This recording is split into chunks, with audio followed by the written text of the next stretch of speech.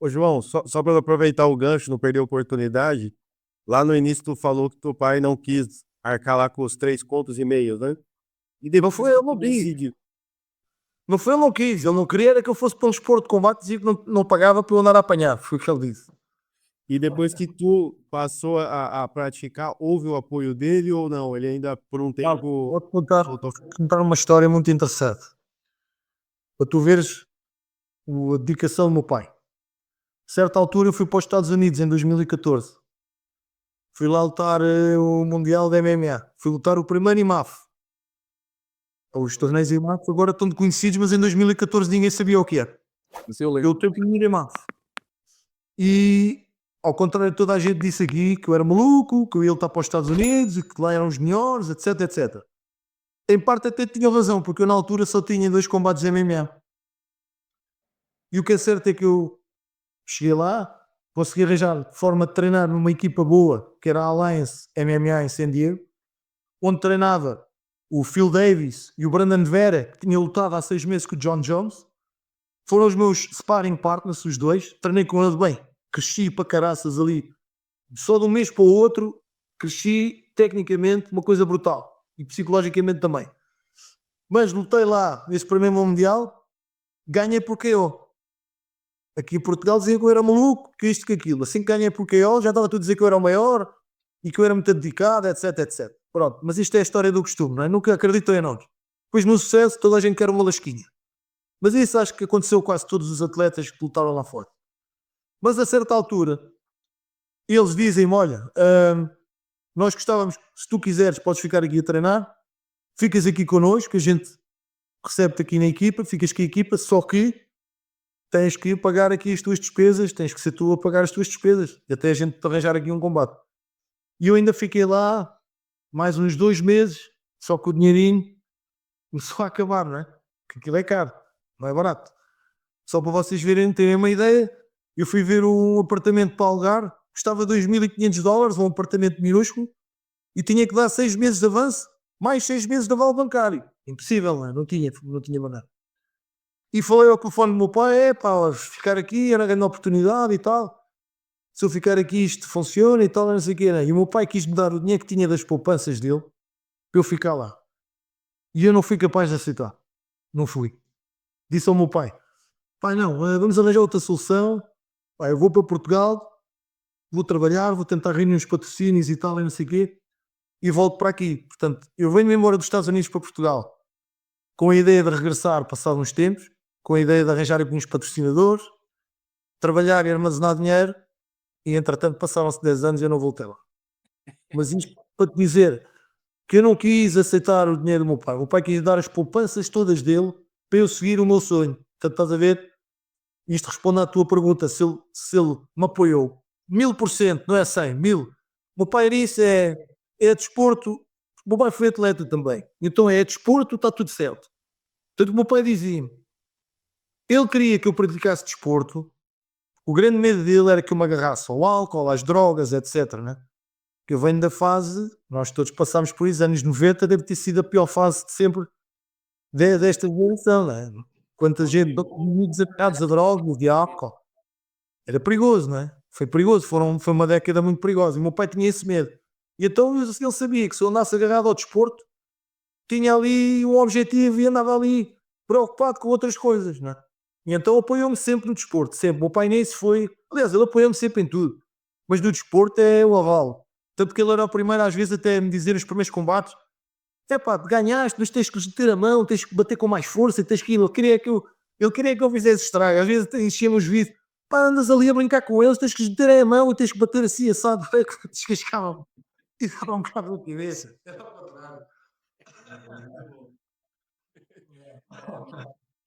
É muito, para quem é lutador ou para quem foi lutador, faz muitas vezes a analogia que a vida é como um combate. Há assaltos que um gajo ganha, está lá em cima e acaba o assalto em grande e entra no assalto a seguir, leva um toque e vum, por ali abaixo. E a vida é como um combate. Olá, e de vez em quando, até na vida, a gente tem que levar umas contagens, pôr o joelho ao chão de vez em quando, respirar fundo e vamos lá começar do início. E muito desses valores que a luta te deu, tu transportaste para a vida. transportei para a vida e isso que tu estás a dizer encaixa perfeitamente numa circunstância.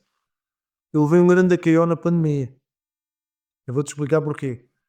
Eu lecionei numa faculdade, não vou dizer o nome porque as coisas saíram a mal, mas lecionei numa faculdade na área do desporto durante 15 anos. Como deves calcular, tinha a minha vida toda organizada, não é? E em dezembro de 2020 levei um pontapé no cu, literalmente. 15 anos de trabalho, parecia que me tinham mandado para o lixo de repente.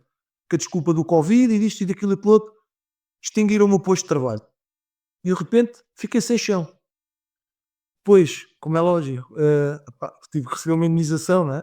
Tive que ser indenizado, mas não vou falar em números, mas posso dizer que a indenização dada para eu me aguentar 6 meses sem trabalhar, a pagar renda, água, comida, luz e coisa, estava para 6 meses. Uma vergonha, mas isso já tem a ver com outra, já tem a ver com políticas e eu não comento política, mas esqueço. Fiquei destroçado, não é? Que eu ouvia falar malta, foi despedida e extinções depois de trabalho, recebi indenizações chorudas de 30 mil, 40 mil, 50 mil euros. Não chegou nem perto disso, esquece. E entretanto, acontecendo isto, estamos na pandemia, não é? O que é que eu vou fazer da minha vida agora? E agora? Vou trabalhar em quê? Fazer o quê? A história do lavar escadas na pandemia também não dava. E a história do ir para a estrada dar aquilo que a gente sabe também não dava. Não vi aqui na rua. Lá foi. Momento cu de fora! Ou seja, estava literalmente pendurado.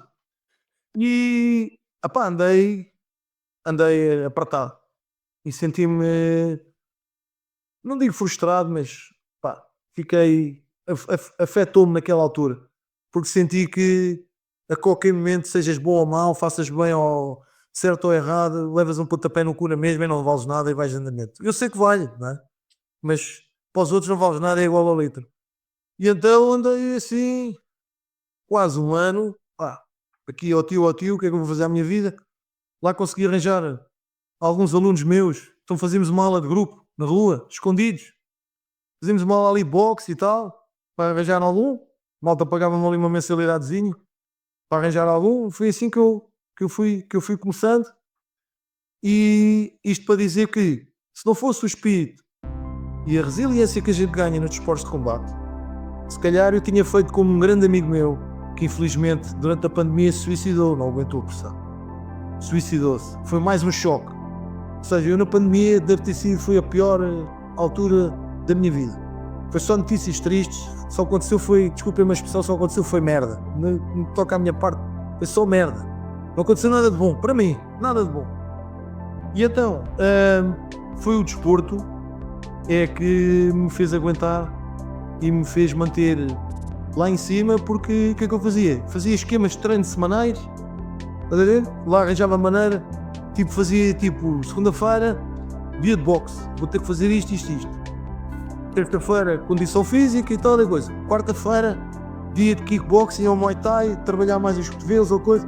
Sexta-feira, dia de MMA, trabalhar ground and pound, trabalhar aqui, simular as quedas com o saco. Ou seja, eu lá inventava na minha cabeça estratégias para poder ter um objetivo, para poder seguir aquele objetivo.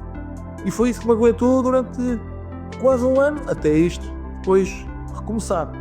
Até lembro-me, quando as academias depois reabriram, o primeiro treino que eu fui fazer de jiu-jitsu, cheguei à academia, ao tatame, e aquilo foi espontâneo, não consegui resistir, vieram umas lágrimas aos olhos, né? Porque era aquilo que eu finalmente voltei à minha vida, finalmente já estou outra vez na minha vida.